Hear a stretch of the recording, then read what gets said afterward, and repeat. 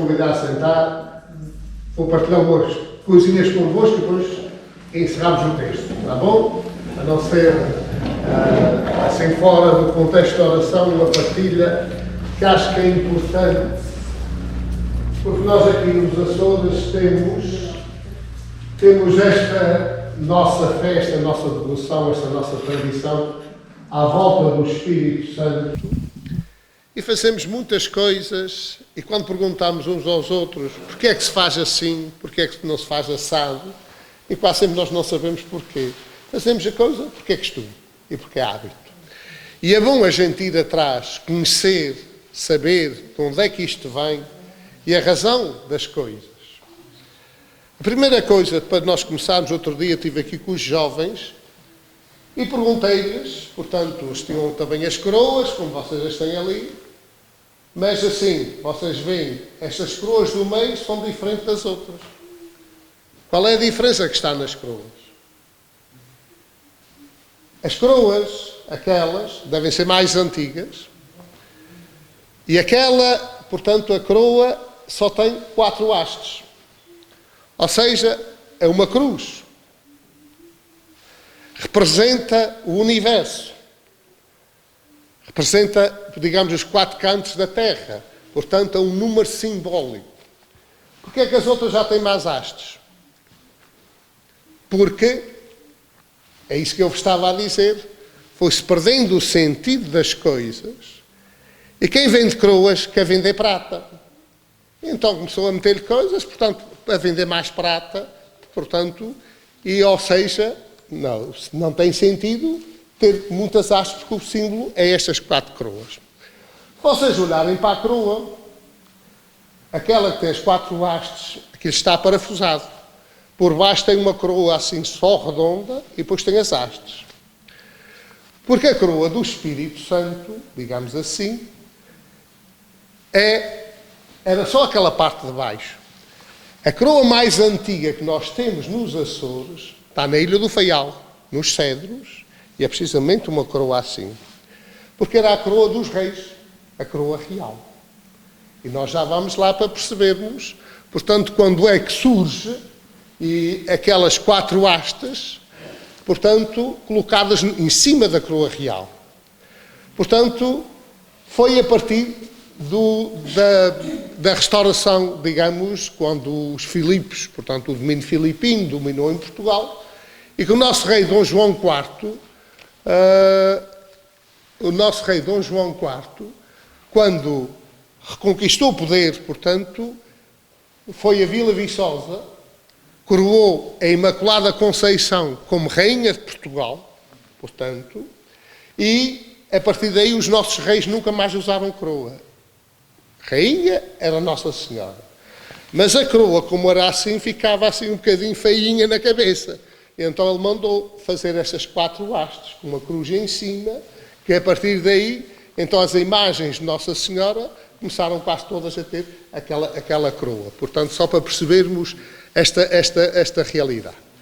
E como é que surge o culto do Espírito Santo? Porquê é que surge?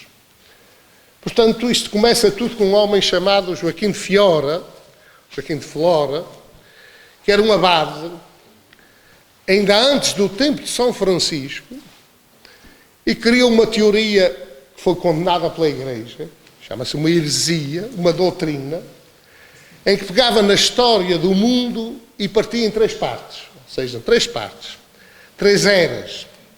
Era a era do Pai, quem governava o mundo era o Pai, depois a era do Filho, quem governava o mundo é o Filho, que é o tempo da Igreja, e depois viria a era do Espírito Santo. A era do Pai correspondia ao tempo do Antigo Testamento até vir Jesus.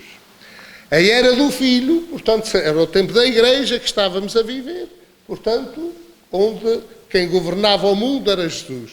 Mas depois ele inventou que viria um tempo, que seria o tempo do Espírito, viria um anjo abrir o selo, como está no livro do Apocalipse, portanto, um anjo que abria o selo e começava o tempo do Espírito Santo, onde não havia mais guerras, nem ódios, nem rancores, ou seja, onde a humanidade voltava ao paraíso original, quando Deus criou o paraíso. Era esta a ideia, Portanto, e é claro que isto foi condenado pela Igreja, mas a doutrina dele passou.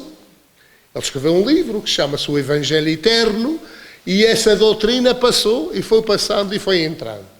E entrou num grupo, dentro dos franciscanos, chamados espirituais, que também depois foram condenados pela Igreja, e que começaram a pregar que o anjo que tinha começado a era do Espírito Santo e o anjo que tinha vindo abrir a era o selo era São Francisco de Assis. Portanto, tudo condenado pela Igreja, mas as doutrinas passaram. E a nossa rainha Santa Isabel, que é sobrinha de Santa Isabel da Hungria, portanto, e que era a terceira franciscana, a nossa Santa Isabel também, tinha um diretor espiritual, um frade que tinha bebido muito desta doutrina, digamos, do Evangelho Eterno, do tempo do Espírito Santo, e, portanto, a espiritualidade dela foi marcada muito pelas doutrinas. E ela, porque era santa, não é? E ansiava por paz, digamos, por um tempo de fraternidade, digamos, que todos fossem iguais. E então é ela que inventa a festa do Espírito Santo. Na vila de Alenquer, fica ali a uns 50, 60 quilómetros a norte de Lisboa, um bocadinho acima de Vila Franca, descida. Portanto, o que é que eles fazem? Como é que começa o culto? A coroação, a coroa, não era para a infusão do Espírito Santo. Hoje, toda a gente quer coroar, que é para receber o Espírito. Mas a coroação não era a infusão do Espírito Santo.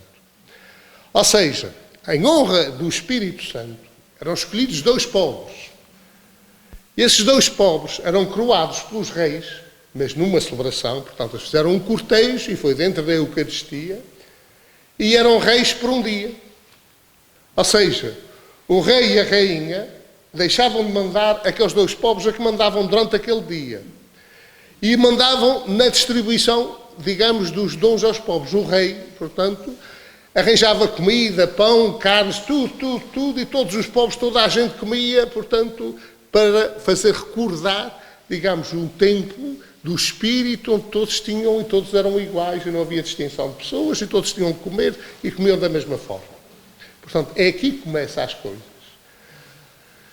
Isto espalhou-se no país todo, particularmente nos novos. E há muitas festas do Espírito Santo, vocês não sei se já viram na televisão a festa dos tabuleiros em Tomar. Aquela festa que eles vão com aquelas coisas. Aquilo é uma festa do Espírito Santo. Portanto, há muitas formas de celebrar o Espírito Santo, porque depois cada terra foi criando as suas tradições. A gente vê mesmo aqui, até numa ilha como a nossa, do meu lado da água para aqui, as coisas são completamente diferentes. Portanto, cada terra vai criando as suas devoções, as suas tradições vão se diferenciando. Mas o essencial fica. E qual é o essencial? Este é que devia ser o fundamental. Primeiro, o culto do Espírito Santo, portanto, é uma ação de louvor a Deus. Deus com a invocação do Espírito Santo.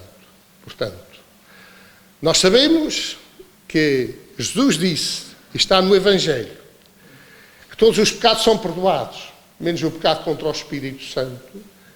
E eu que tenho corrido tanto, e então nas nossas comunidades imigrantes, nas Américas, no Canadá e por aqui, eu vejo cada coisa que é de bradar aos céus. Depois, a partilha é com os pobres, os mais pobres. Nós vemos pessoas aqui, não sei se há muita essa tradição, mas que se dá esmolas e coisa, e às vezes a esmola já não é dada, é comprada, é vendida. E além disso, quando é dado, quase sempre já não é para os pobres. É para quem se deve favores, é para os da casa, os da família, tem que se dar, porque não sei o quê. A gente quando fica a olhar diz assim, onde é que ficam os pobres? Onde é que ficam os pobres? E é esta, digamos, a base, a essência do culto do Espírito Santo, é o pobre. É a partilha com os pobres. E depois, esta ideia da fraternidade, que é isso, uma fraternidade universal. Portanto, é isto que marcou e que marcava, digamos, o culto, e por isso é que os franciscanos o divulgaram. E é interessante, que não sei se vocês repararam, porque este livrinho, eu parecia-me que isto fosse melhor, mas não é grande coisa. Não é grande coisa porquê? Porque eles foram ao latim e traduziram, mas está muito mal traduzido. Aqui ainda me dei algumas palavras, está um bocadinho mal traduzido. Mas é o texto do Espírito Santo. Portanto, originalmente não era um texto. Era aquilo que se chama a coroa seráfica. O que é a coroa seráfica? A coroa seráfica são 7 mistérios. Não são 5, mas 7. E é as alegrias de Nossa Senhora. Portanto, isto depois devem ter adaptado e caiu. Vocês veem, porque a evocação é sempre terceiro mistério. Neste mistério contemplamos a alegria que a Virgem Maria teve quando viu o Espírito Santo vir, não sei o que mais. É sempre a alegria da Virgem. Portanto, este louvor da ação do Espírito Santo na vida da Virgem Santa Maria. Portanto, porque é em Maria que verdadeiramente o Espírito de Deus se manifesta na sua plenitude. Na sua plenitude. Portanto, ficamos com o texto ao Espírito Santo com 5 mistérios, mas originalmente, para também percebermos que eram 7 mistérios. E depois, aqui no fim, porque tem uma coisa aqui muito bonita, e já agora aproveito, não vos vou amassar muito mais, porque se quiserem depois fazer alguma pergunta, a gente pode fazer. É assim, é que aqui, diz aqui, nós te oferecemos esta coroa de rosas. Porquê é que se oferece uma coroa de rosas? Nós não oferecemos rosas, oferecemos foi Ave Marias e Pai Nosso. Porquê? Como é que surgiu o texto? Vocês sabem? Como é que se começou a rezar o texto? Essas 50 Ave Marias, cada vez. Isto foi um jovem. Um jovem que tinha feito uma promessa à Nossa Senhora. Todos os dias lhe oferecer 50 rosas. Todos os dias ia à capela e oferecia 50 rosas à Nossa Senhora. Só que ele depois decidiu ser religioso. E como ia fazer voto de pobreza, ficou sem dinheiro. Disse, como é que agora vou? E depois então começou, virou-se para Maria e diz, em vez das rosas, oferece 50 Ave Marias. Portanto, são as rosas, as 50 Ave Marias são de facto as rosas que nós oferecemos a Maria, porque é assim que surge o texto da Nossa Senhora. Portanto, é uma coisinha muito simples, mas que às vezes nós não sabemos e é importante nós fazermos. Depois é assim, não sei se sabem que muitos, mesmo das nossas touradas, os touros, surgem também do culto do Espírito Santo. Porquê? Porque o gado era meio bravo, quando eles descobriram as ilhas e vieram, lançaram gado aqui na ilha. E depois, como havia problemas e aqueles nobres vinham para cá, punham-se a brincar com os touros, a toreá-los e depois aqui os matavam para distribuir para a carne para o Espírito Santo. E as touradas, por isso, também têm a sua origem no culto do Espírito Santo, porque era, primeiro toreavam, depois matavam para distribuir. Porque é mesmo assim. E, por exemplo, na ilha de São Miguel ainda faz parte, em algumas zonas, e um rapazinho com uma espada assim, ao alto, todo à frente da coroa, muito desenho assim, desta maneira. E eles dizem que é o moço do estoque. O moço do estoque, e eu perguntei mesmo o que é. Eles não sabiam, depois já andei a pesquisar a ver. Era o pajem, quando o senhor lá toreava, e depois passava lá a espada para matar a vaca. Era morta à espada, não é? Portanto, como a gente vê os touros de morte em Espanha, por isso era assim.